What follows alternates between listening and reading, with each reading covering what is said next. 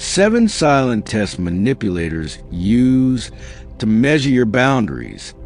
The invisible perimeter. In the architecture of social dynamics, your boundaries are not walls.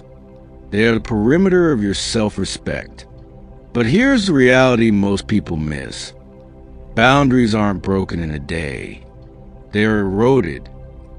Manipulators, whether they are toxic partners, colleagues, or friends, rarely launch a full-scale invasion.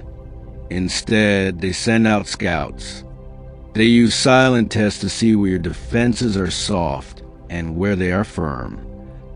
Stoicism teaches us that we cannot control the intentions of others, but we have absolute sovereignty over our own response.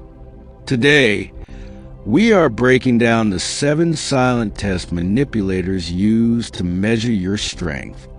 If you don't know these tests, you've already failed them. Test 1. The small inconvenience.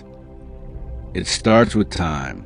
A manipulator will intentionally show up 15 minutes late, or change plans at the very last second for no valid reason. This isn't about being busy. It's a probe. They are looking to see if you will value their time more than your own. If you stay silent or offer no worries when it is a worry, you signal that your schedule is secondary to their whims. The Stoic response. Acknowledge the lapse immediately. My time was set for 2 o'clock. If we can't stick to the schedule, we'll have to reschedule for another day. You aren't being rude. You are being precise. Test 2. The subtle insult. You're so sensitive. I was just kidding. This is the Schrodinger's insult. It's a test to see how much disrespect you will swallow under the guise of humor. They are checking your social reflex. If you laugh along to keep the peace, you just give them a license to escalate. By accepting the joke, you are essentially telling them that your dignity is for sale if the price is social comfort. Test 3. The fake vulnerability. In the psychology of power, information is currency. A manipulator may lead with a secret or display a fake vulnerability early in the relationship.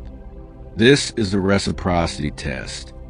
They share something personal to see if you'll feel obligated to pay them back with your own secrets. Once they have your vulnerabilities, they have the map to your emotional triggers. The Stoic response. Observe the data. You're under no obligation to match someone's pace of disclosure. True trust is earned through time, not through a sudden burst of staged intimacy. Test 4. The boundary push. Watch how someone reacts to your physical space. Do they stand slightly too close? Do they touch your belongings without asking? This is a primal test of dominance. They are measuring your pushback threshold. If you physically retreat without saying anything, you are subconsciously signaling submission. Instead of stepping back, try holding your ground and asking a direct question. Do you need something from my desk? It brings the subconscious test into the light of conscious conversation. Manipulators hate the light. Test 5. The helpful criticism. They offer advice you didn't ask for, disguised as concern. I'm only saying this because I care about you, but you should really change how you do X. This tests your internal locus of control. They want to see if you will outsource your self-evaluation to them. If you start explaining yourself or trying to prove them wrong, they know they can influence your self-image. Test 6. The gaslight trial. Before the major gaslighting begins, there are micro-trials. They will misremember a small detail on purpose. I never said that, or you remember it wrong. They are testing your confidence in your own reality. If you begin to doubt your own memory over a small detail, they know they can eventually make you doubt your entire identity. The Stoic rule: stick to the facts. I know what I heard.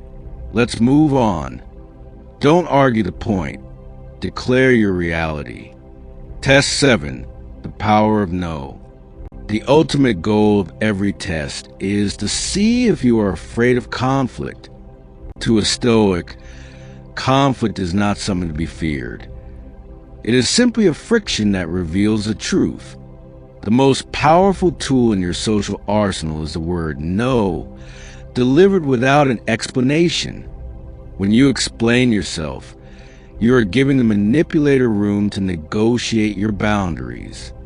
When you simply state your limit, you are exercising power. Stop failing the silent tests. Stop being nice at the expense of being respected. The world will treat you exactly the way you teach it to. If you found this analysis valuable, subscribe for more insights into the psychology of power and the discipline of the mind. Stand firm, stay stoic,